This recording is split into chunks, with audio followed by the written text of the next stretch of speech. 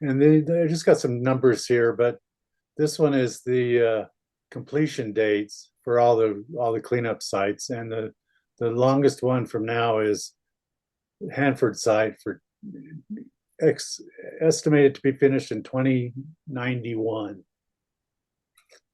Next. And then this is the approximate estimates for the costs. We're up to $882 billion of unfunded liabilities for cleanup of the DOE weapon sites. So you can see that if they pay 7 or 8 billion a year, it's going to take a while to pay that off. It's just a big mortgage. Next. And then this is just kind of a general map of the sites. I'm sure you've seen it before. Next. We're calling to, fully fund cleanup. And, we want the money, we need the money spent, correctly and efficiently, and, stop paying to babysit waste and increase funding for complex, comprehensive cleanup. Next. Oh, Uh, yeah. Let's see if Dawn is available. Can you hear me? Yes, definitely. Great. Thanks. Okay. So, just to remind people, the Waste Isolation Pilot Plant, or WIP, in southeastern New Mexico is the world's only operating deep geologic repository for nuclear waste. It opened in 1999 and is exclusively for transuranic or plutonium contaminated waste from making nuclear weapons during the Cold War. Next. 29 months ago, in June of 2023, various organizations, individuals, and the New Mexico Environment Department and the Department of Energy and SIMCO, the operating contractor at WIP, negotiated a renewal permit. In that permit, DOE agreed to three important new provisions. The first one, to prioritize disposal of New Mexico Cold War waste. Second, to develop a legacy waste disposal plan so that it's clear to everyone, including all the DOE sites, what legacy waste is and what non-legacy waste is, with the idea being that WIP is for the legacy waste and for little or no of the non-legacy waste. And that New Mexico is increasingly concerned that as WIP is the only repository and DOE seems uninterested in doing other repositories, that in fact DOE needs to report annually about its progress on citing a repository in another state. Next.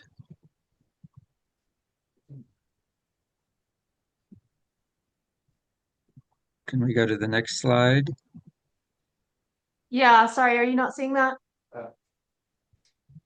And go to the next one, Sophie, after the key provisions. There we go. Oh, nope, nope. Go back to the legacy waste plan. There, no, there was one in between. Anyway, so up to now, as you can see, only about 10% of the waste that has been disposed in New Mexico was from New Mexico sites. More than half is from Idaho, and you can see Savannah River, the Rocky Flats plant, once it closed, for the first 7 years after its closure, shipped waste directly from Rocky Flats to WIP, as was previously mentioned. Of course, much of that waste that you see at Idaho National Lab that's been shipped to WIP originally came from Rocky Flats. And other sites have shipped smaller amounts. Hanford, of course, has a very large supply of transuranic waste, but they are focused on other high-level waste in the tanks at Hanford rather than transuranic. So go ahead. I'm sorry, the next slide. So as I mentioned, one of the provisions of the permit is that DOE was to submit a legacy waste disposal plan, which they submitted last November. The public, many people in New Mexico found it to be totally unacceptable. So in May of this year, the Environment Department instructed DOE to issue an updated disposal plan to address 4 specific problems, calling for improvements. That updated report was released on Monday, just within the last few days. It is totally inadequate. In fact, DOE not only rejected the 4 specified improvements, but they basically made arguments that make no sense about why they won't do any of those things, and further said that the repository report that is due in the next month will say that there's no foreseeable need of another repository. Next. So just to remind people, there are lots of reasons that not only from a New Mexico standpoint, but from other standpoints, there either have to be other repositories, or the sites that currently are storing their waste are going to have to store it for a very long period of time, which of course it isn't a safe way to move forward. Next. So given this situation, the state, we're now potentially at an inflection point, and this is kind of what I particularly wanted people in South Carolina, Tennessee, California, Washington, and Illinois, and Idaho, the states that are planning to ship waste essentially forever to WIPP, is the state is increasingly unwilling to accept that, but the state, since DOE, as I say, for 29 months has not been willing to comply with provisions that it agreed to, the state is going to have to take more major action. We don't know, and I guess the point I want to make clear, we do not know what the state is going to do. Citizen groups, including member organizations of Alliance on Nuclear Accountability, Alliance for Nuclear Accountability, are pressing the state to do a lot more to really make the point that if DOE is not going to comply, the state is not going to cooperate itself fully. So obviously one thing the state can do is find DOE in violation of these permit provisions that I've mentioned. The state could issue a legacy plan and tell DOE that that's what it has to abide by, including the various generator sites. It could actually restrict waste to WIPP to, change this ratio so much more of the waste is coming from Los Alamos for some period of time. If the state does either of those 2 things or some other things, DOE will likely try to take some legal action against that, given that they're not being cooperative, even with provisions that they've agreed to.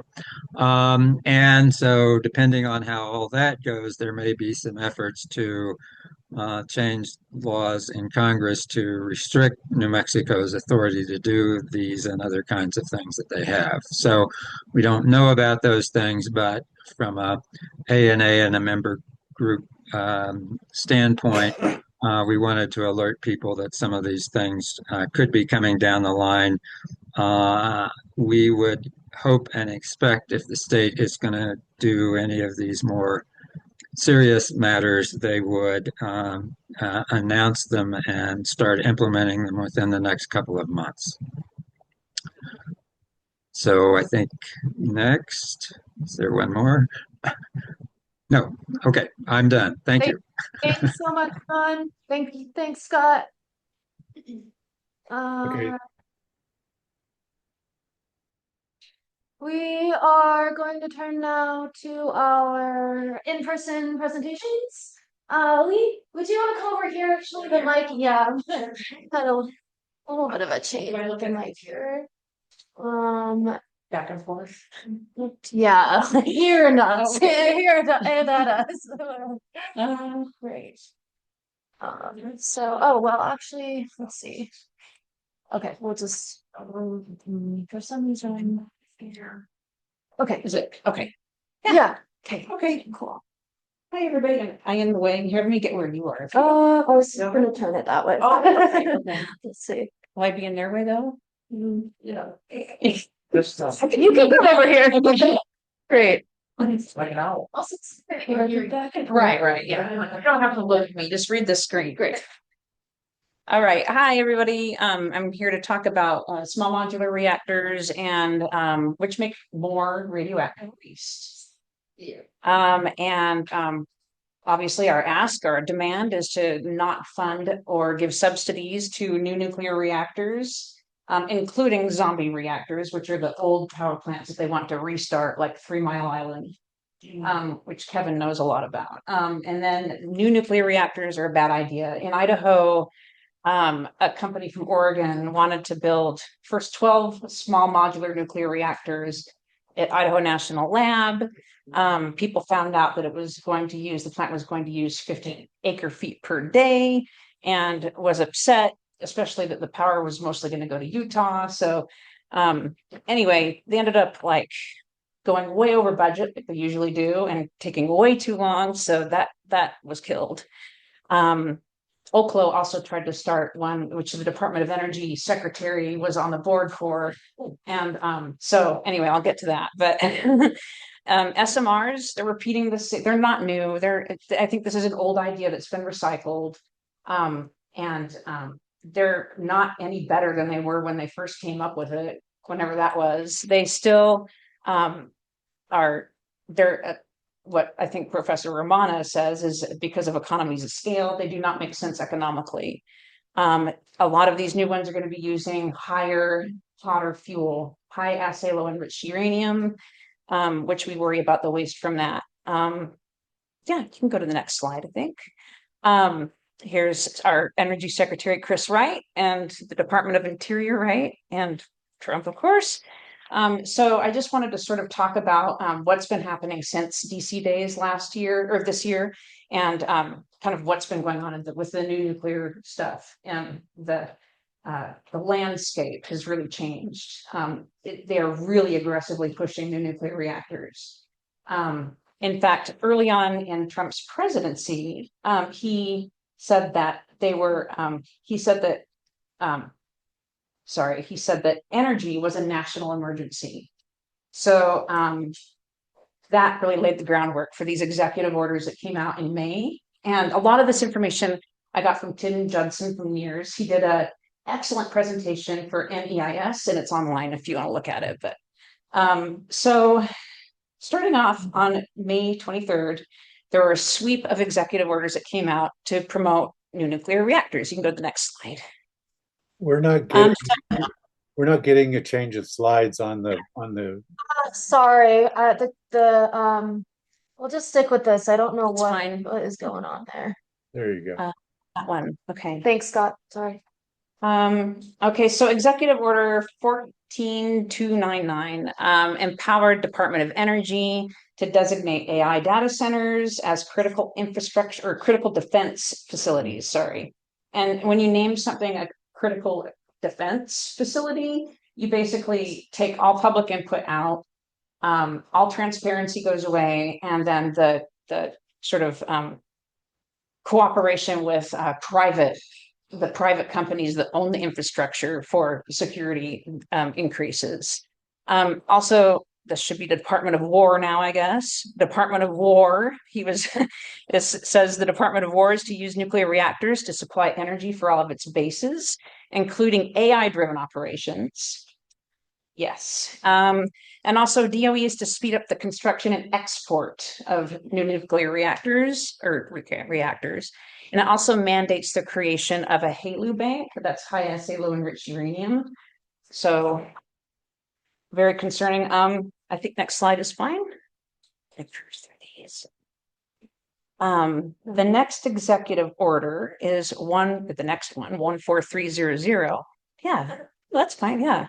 And it basically orders the NRC to start promoting nuclear instead of regulating it. It's well, I can't see my slide. This is the big one too that Mary Olson's been working on. It revises the radiation safety limits. It wants to get rid of the linear no threshold model, which basically states that what NRC runs on now basically states that there is no safe level of radiation. So this one is trying to ditch that. You can go to the next slide. And and then the next two executive orders, 14301 and 14302, reform reactor testing and basically pave the way for DOE to take over regulation. I think there's a slide missing. I know, maybe. That's okay. I'm sorry. That's okay. Oh yeah, that one. Okay. Sorry. That's why I was like, what am I? Oh no, we did do that. I didn't read the notes. I'm sorry. You guys. No, what I wanted to say about the NRC though is what Tim Judson said, that he had heard there was a meeting where a Doge, one of those anti-corruption Elon Musk people, a Doge staffer was assigned to the NRC, and he told the commission that basically their job was to just rubber stamp reactors and that DOE would be approving them. So I forgot to add that part. Sorry, you can go to the next slide. And then these two reform reactor testing to pave the way for DOE to take over regulation. That's what reminded me of that. And then to reinvigorate the entire nuclear industrial base. So basically, I think the entire fuel chain. From enrichment to reprocessing. And right now in Idaho, this TRISO is their meltdown proof fuel. Because it's in a little ball form with ceramic around it or carbon or something. But this is for the high pressure gas cooled reactors. And the one that's going, that Dow Chemical wants in Texas is going to use this type of fuel. And they just started irradiation tests at INL for this like 2 weeks ago.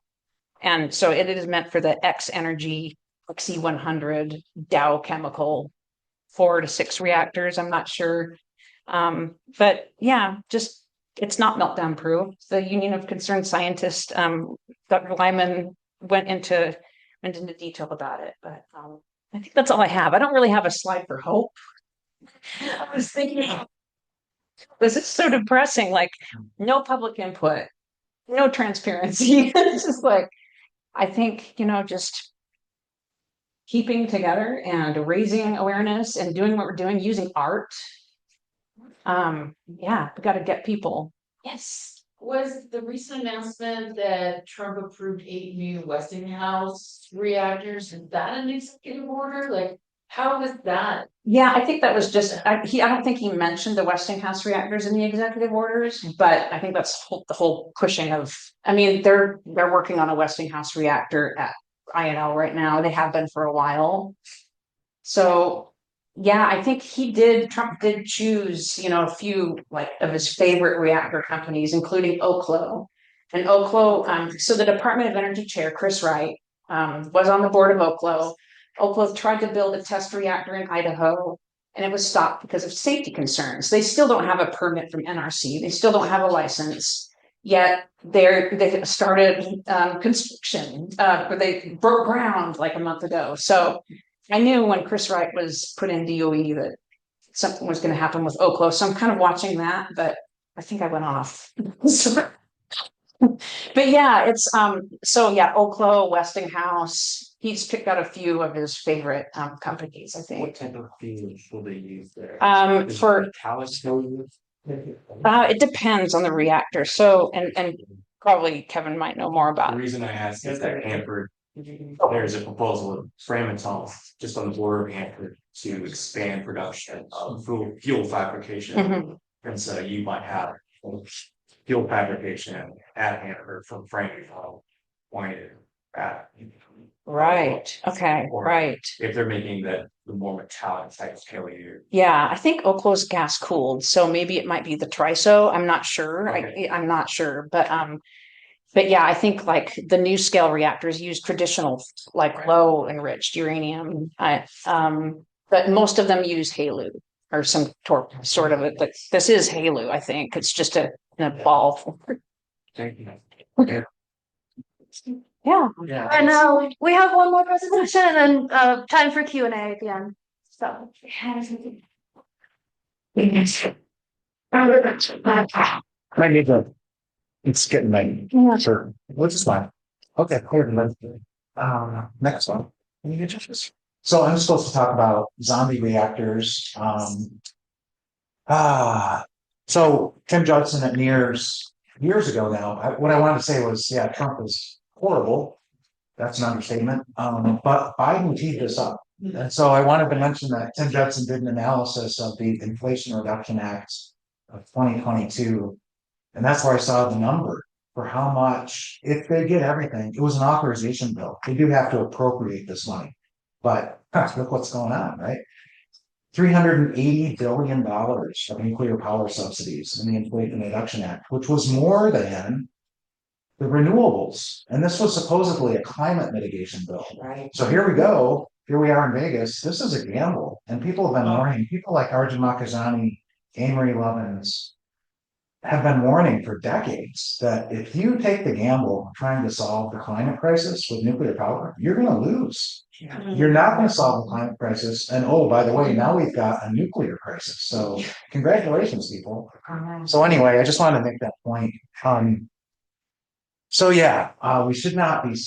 Whatever happened to free market capitalism? There was just a great quote from Jay Coughlin with that little line in there. So nuclear socialism, corporate welfare. So we were worried about small modular reactors, and we should be, but now Trump has reintroduced Westinghouse, Toshiba Westinghouse AP1000 gigantic reactors. They're actually 1,100 megawatts electric, they're not 1,000. But I just wanted to bring it up because Vogtle units 3 and 4 were the only 2 out of 3 dozen proposed new reactors during the Bush-Cheney nuclear relapse that actually got built and fired up. They were 7 years behind schedule. And instead of costing, I like to go back to the year 2001 when Cheney Energy Task Force floated the Nuclear Energy Institute saying that new reactors would cost $2.5 billion each. Cheap. Too cheap to meter, right? They ended up costing more than $18 billion each at Vogtle, a grand total of more than $36 billion. And like Kim Scott can tell you, there are hundreds of thousands of Georgians, many of them African Americans and or low income, who are getting cut off from their electricity because they can't pay their bill because they're trying to finance the construction costs of Vogtle 3 and 4 on the backs of the ratepayers of Georgia. And oh, in addition to that, the nuclear loan guarantees from the Department of Energy, $12 billion at Vogtle. First from Obama, that was 8.3 billion. Then from Trump, out of the blue overnight, that was another, do the math, 3.7 billion, $12 billion federal taxpayer money tied up in Vogtle 3 and 4. So now in Texas, not just the pebble bed modular reactors proposed by Dow Chemical, but also this thing they're calling the Fermi. There's already a Fermi nuclear power plant. It's in southeastern Michigan. But now there's going to be another Fermi nuclear power plant in Texas. That's four Toshiba Westinghouse AP1000s. And just to close that out, that's Trump. I think they're putting Trump's name on it too. And Rick Perry, who was energy secretary under Trump, is in charge of the whole thing or on top or something. So yeah, it's other madness. But I guess next slide, to get more into the zombies. Don't fund zombie reactors. Palisades in Michigan is where I got my start on nuclear power. I marched out here from Indiana. I missed the first leg of the Walk Across America from Mother Earth in 1992. But Indiana to here, and it was mostly against the nuclear weapons testing. And we actually were a part of the victory because George H.W. Bush in September of 92, before we even finally got out here in October, effectively ended full-scale nuclear weapons testing. But the subcritical tests have gone on ever since. It's explosives embedded with plutonium. They take the data results, feed them into supercomputers. They're constantly tweaking nuclear weapon design. So that's still going on. And now Trump wants to resume it. But Palisades in Michigan closed, thankfully, in May of 2022 under the previous owner, Entergy. Holtec said they wanted to decommission. We fought them because we know how untrustworthy they are. We didn't want them to even be in charge of decommissioning at Palisades. Little did we know it was unthinkable. They actually planned to restart the closed reactor, which has never happened in the US. And now the list of zombie reactors includes Palisades. They're the lead one under Holtec. 3 Mile Island Unit 1 that Lee mentioned, that's under Constellation. Dwayne Arnold in Iowa, which narrowly missed a meltdown in August of 2020. It suffered a direct hit by a derecho. I don't know if I'm pronouncing it correctly, straight line tornado strength winds. And they tried to cover up how close it came to catastrophe. It was a 1% chance of meltdown that day, it turns out, which they're supposed to keep it at 1 in a million. If they can, they're supposed to keep it at 1 in 10,000 at the very worst. This was 1 in 100. This is getting closer to radioactive Russian roulette. So those are the 3 lead zombie reactors in the country, fully subsidized either by federal taxpayer money. At Palisades, it's a combination right now of Department of Energy nuclear loan guarantees. That's 1.5 billion. And get this, Department of Agriculture subsidies to the rural electric co-ops that are purchasing the electricity. That's 1.3 billion. They've already got all that. Another 300 million from the state of Michigan. That's over $3 billion. They would like 5 billion more. Thank you very much, just for the restart. And then if you add in the 2 small modular reactors so-called that aren't so small and probably won't be modular, that's another 7.4 billion. So just at the Palisades site, it's 16 billion plus going on. That's what we know about anyway. And they're on the brink of restart now. They used to say by the end of 2025, now it's slipping into 2026 as if it matters when they do it, but it's real close. We just filed a lawsuit last week, our first federal lawsuit against this thing. We've been in NRC Kangaroo Court for 3.5 years, and we raised a dozen contentions. So if we can find the wherewithal, we can bring more suits, but we have to find the wherewithal. We're all exhausted. I mean, that's the design. They exhaust you in the NRC process, which is rotten. And then when that's done, and you finally can go to the court, you're exhausted, you're out of money. We didn't have any money to begin with. So here we go to close on, because I'm past my time already. Consolidated interim storage facilities since DC days. Some good news. A couple months back, I don't remember the exact dates. Hats off to Nick Maxwell in southeastern New Mexico, an ally on the ground. He's the watchdog on the LEU Energy Alliance, which is Holtec's business partner in southeastern New Mexico.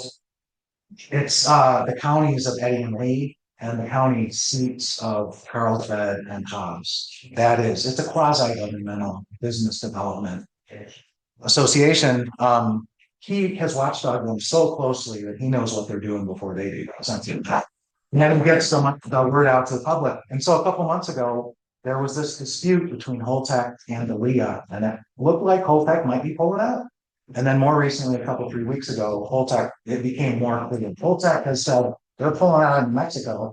Hats off to New Mexicans because of the resistance in New Mexico, including from the governor, the state legislature, and the people against this dump, which was going to be the largest high-level radioactive waste dump in the world, up to 173,000 metric tons, which is about twice what exists in the US. There's less than 100,000. We're getting there, we're close, but there's less than 100,000 metric tons of commercial spent nuclear fuel.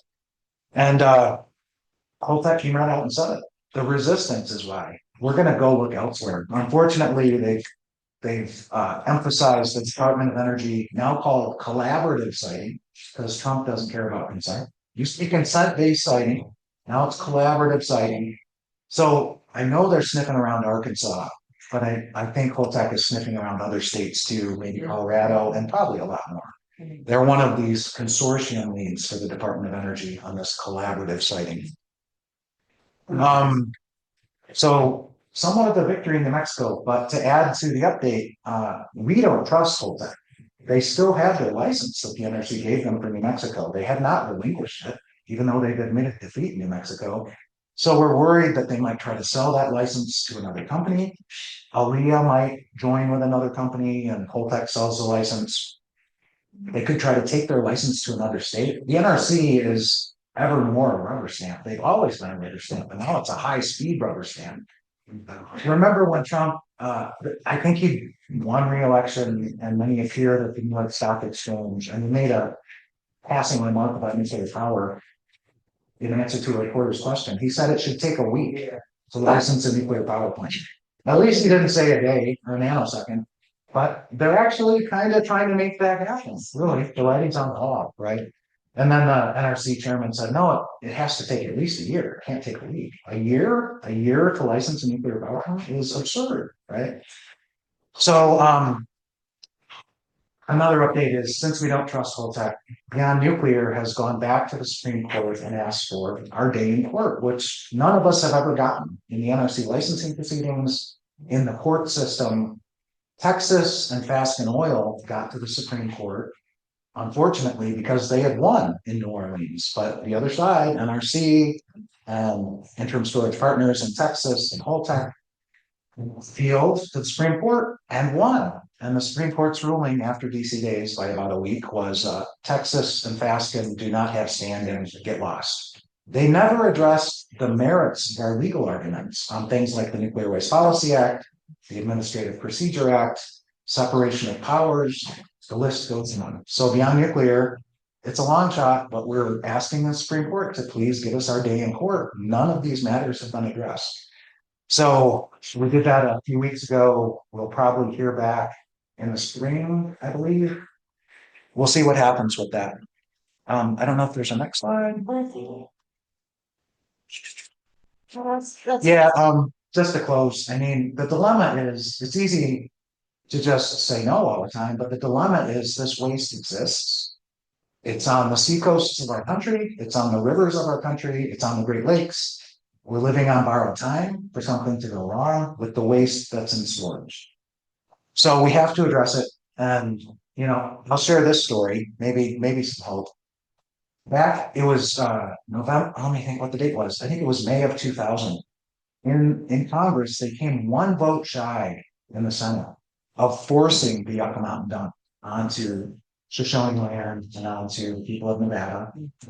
One vote short in the US Senate. It was President Clinton's veto that stopped it. What it was specifically was they were going to do, they used to call it monitored retrievable storage back then. Now they call it consolidated interim storage. To get their foot in the door at Yucca Mountain, they said, no, we're not talking permanent disposal right now. We're talking temporary storage at Yucca, right? It would have been the final nail in the coffin. They're not going to move it once they get it out here. That's the vote that we survived by a single vote in the US. It was the Shoshone, it was the state of Nevada, it was the congressional delegation. It was literally more than 1,000 environmental groups in the country, including ANA, which I've said this before. The reason I so love ANA is in DC, at that time, our ranks were thin, fighting this fight, and ANA was there with us, right? And we won, we survived somehow. And Yucca is in suspended animation. We have to remain vigilant. But we do, this has been our prickly issue a couple, 3 years running now for Green Pot. It's, well, what are we going to do? You know, and I've got a write up, it's about 10 points. What are the stringent criteria that have to be met if a repository is going to be open? Yucca, and the reason I wrote it was Yucca failed every single test. But of course, they're going to keep looking. Right now, it's interim. That's the top priority. And we got to fight that too. And we are winning. The state laws in New Mexico and Texas right now are ever more critical that we're very hard winning. So I just want to take my hats off to everybody for all these victories. We keep winning, but it's a game of radioactive waste on whack-a-mole, right? And you just keep coming at it because the waste exists. So we got to stop making more. And then we got to figure out what to do with waste. So, thanks. We're gonna break for lunch in like 5 minutes. But we can do some Q&A now and like we can even drag it into lunch. Kevin, you know Laura Cherkukian. What's the name? Laura Cherkukian, she's a Maryland legislator. No. She's wonderful in a lot of ways and very comprehensively green, pushing a Maryland green energy bill. But she wants to extend the permit on Calvert Cliffs, and that's the other piece of reopening, is extending permits. And it's sure not just Calvert Cliffs. So that's another piece of it. You know, they ain't gonna let those damn monsters ever die. There's a sociological phrase, it's called nuclear oases. I mean, the industry is dying and has been dying since the beginning, except for the subsidies, you know, and the weapons role in it all. So, nuclear plants like Calvert Cliffs, every single nuclear plant in this country has already got in the 20 years and 60 years. It was supposed to be 40 years, that's it. Nope, 60 years, they all got it, the rubber stamp. Now they want 80 years. My coworker Paul Gunter and our attorney Diane Curran have been fighting these extreme license extensions. And then the next one's going to be 100 years. They've been talking for the last 20 years about 100-year licenses at the old reactors. And the thing is, with Palisades, for example, Palisades is a 60-year-old reactor. It was designed in the mid-60s. They broke ground in 67. There are 8 major safety systems of Palisades on the brink of failure. They're so degraded in various ways. You just need to lose one, or that could be domino effect. So we are pushing the envelope safety-wise, and yeah, so it is. No, talk about new ways. 40 years, that was the deal. Nope, they just keep breaking their promises, sort of left, right, and center. I was gonna ask the same question about the extension of the permits in Diablo County is what I'm thinking about, if they just got extended. How many are of the fleet are being extended? All of them that are still operating. There's 94 still operating. Palisades would be 95. I think I have the number right. I'm glad you brought up Diablo Canyon. They should be on the zombie list. They were supposed to close in 2024, 2025. No 20-year license extension, 40 years, that's it. And the company initiated the shutdown agreement. They sat down with the unions at the plant. They sat down with the municipalities nearby that were getting tax revenues. They sat down with some environmental groups like Alliance for Nuclear Responsibility. NRDC was a part of it. They sat down with Lieutenant Governor Gavin Newsom at the time, and everybody signed the agreement to shut down in 2024 at Unit 1, 2025 at Unit 2.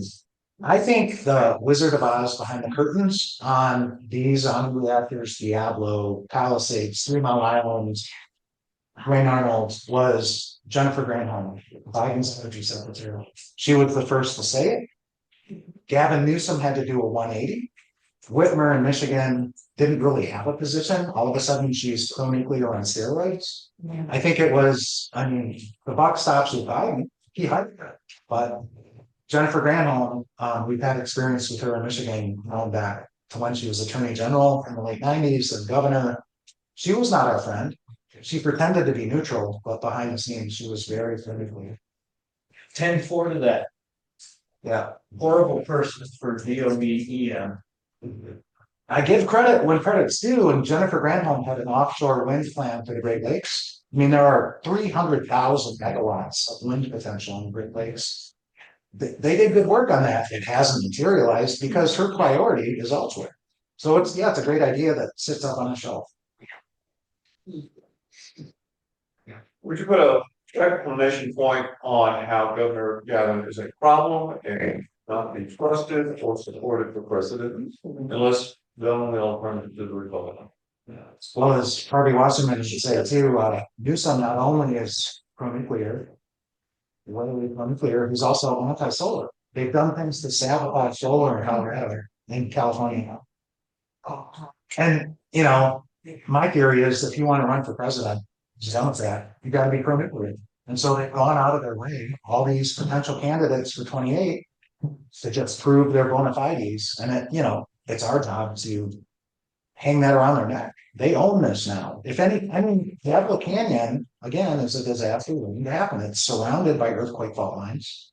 One of the reactors was built backwards, the mirror image of the blueprints. Jeez. So the waste alone. Newsom, let Boeing and all those people off the hook and reneged on California's promises to synthesis down in field lab. The SSFL site in that area, Gavin Newsom should not be trusted in any regard. Um, wondering about, you said Texas and New Mexico have been very strong on no CIS. And one of the arguments in New Mexico that we've made is we don't get any energy from commercial power, don't put the waste here. But in Texas, they're talking about new reactors, but also don't want the waste. So I just wondered if you could speak to what is going on in that. Well, Greg Abbott, yeah, the people are sitting in the room who made it happen. Greg Abbott had to be convinced that the waste dump in Texas was a bad idea. Mhm. And at Fasken Oil, I mean, no oversimplification, but the Fifth Circuit Court of Appeals in New Orleans essentially was presented with the argument, and so was Greg Abbott before he made his decision. Which industry do you support the most, nuclear or oil and natural gas? Mhm. And by the skin of our teeth, thanks to some of the people sitting in the room, Abbott decided he was more in favor of oil and gas than he was nuclear. Because what's going on, the reason Fasking was involved is they had the mineral rights. Under the site, next to the site, ExxonMobil has mineral rights under these sites, next to these sites. And so it became a clash of the titans. And Noam Chomsky in I think it was called Manufacturing Consent documentary film said, when the titans clash, that's your opportunity to get things done. So unfortunately, the Supreme Court appears to have said, no, we think nuclear is better than, and the DC Circuit too. They've often said nuclear is our preferred, it's more important than oil. So, but yeah. What if you could say Abbott would be described as bipolar by some people, but in reality, it's all about economic interest. This legislative session was the worst legislative session I've seen since I went into the legislature in 1997, from the standpoint of just idiocy oozing out of the mouths of Republicans coveting what they thought Abbott wanted to hear in the legislation that was passed. Well, when Abbott finally made up his mind which side he was on this issue, then the legislature voted, was almost unanimous. This was September of 21, was a few days before NRC finally approved the license. It was almost unanimous vote by the state government of Texas that said no to this stuff. In New Mexico, it took 3 legislative sessions. And again, it was very close. And in fact, in the committee of jurisdiction in the Senate, the Democratic chair was a former lawyer from Los Alamos, and she voted the wrong way. Her husband's a nuclear weapons designer. The Senate leader had to break the tie. That's how close it was on the third go. It was St. Patrick's Day of 2023, a couple months before, some weeks before NRC approved the license. That's how close these votes are. And the entire difference is the work we do. That's the entire difference. So there's a lot of hypocrisy. And I finally remember the context of Jay's quote just the other day, yesterday. There's a new pro-nuclear lobby group coming out of southeastern New Mexico, and they plagiarized our name. I think it's called Alliance is in there, but it's a pro-nuclear alliance. It's the Eddie Lee Energy Alliance. Is that what they call it? And this new pro-nuclear alliance, and they're starting to make some waves in New Mexico. They want nuclear power in New Mexico. Yep. And so the fight is on. We have a couple questions in the chat. Are any investigating, researching, or publishing on this USC change from dominant anti-nuke to dominant pro-nuke? Like in the media? Or Lord, can you come off speaker? Any of y'all, anybody. I just didn't understand the question. So like you just, Kevin, for example, shared your observations on when you saw it change. You said, I think you said Jennifer with Biden administration. Is anybody documenting what's going on here? Because this is huge. What happened? It happened during COVID. Yeah, there has been some good media reporting, for example, and our groups do their best to, follow the money and to document things. So, our websites are a place to go. there's been some hungry reporters in the country who are getting at this. I mean, just an example recently with this attack on the linear no threshold here theory model hypothesis for radiation health protection. There were just some major media hits that were very enlightening. I mean, the Bulletin of the Atomic Scientists had one. I think another a Holtec expose just came out. Was it in the Bulletin of the Atomic Scientists? I think Matt Smith was the reporter. We're constantly trying to get the news media to pay attention, and sometimes they do. It's all too rare, but sometimes there are some tremendous insights provided by hungry investigative reporters, and we need a whole lot more of that. And a lot of times it's us feeding them the information. Sometimes they find it themselves, stuff we don't know about. But yeah, I mean, one change, I mean, we had a great meeting with Ed Markey's office during DC days. His staffer used to work, I think, at the Plowshares Farm, if I remember correctly. Tom Kalina, I'm sorry, I don't remember the name who we met with, but we were told that one of Murphy's top priorities, and it's come out recently because Trump is now offering 20 metric tons of weapons grade plutonium 239 to the nuclear power industry, I guess free of charge, supposedly to turn into reactor fuel. But like I said, I don't trust Holtec. So if a Holtec were to get a hold of weapons grade plutonium, I mean, I'm not really joking. I do not trust them not to sell it to somebody for weapons purposes. I really don't trust them. They've broken the law. They've engaged in bribery. They lie. So the change, though, is that Markey is now kind of a lone voice in the wilderness in Congress, saying anything about anything having to do with nuclear. It didn't used to be that way. I mean, Nevada's congressional delegation, both Democrats and sometimes Republicans, were very strong on Yucca. I mean, you couldn't be elected dog catcher in Nevada if you weren't anti-Yucca.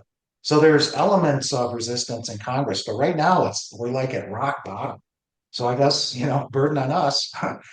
We have to try to build back up. And like I said, the state government, and to some extent, the congressional delegation in New Mexico, even in Texas. I mean, for example, there was a Texas congressional delegation friend of the court letter to the Supreme Court earlier this year that said, we don't want the dump. And the Supreme Court said, thank you for your input. We're voting the other way. So Yeah, and I saw Joni put in the chat a link to the nuclear power in New Mexico news.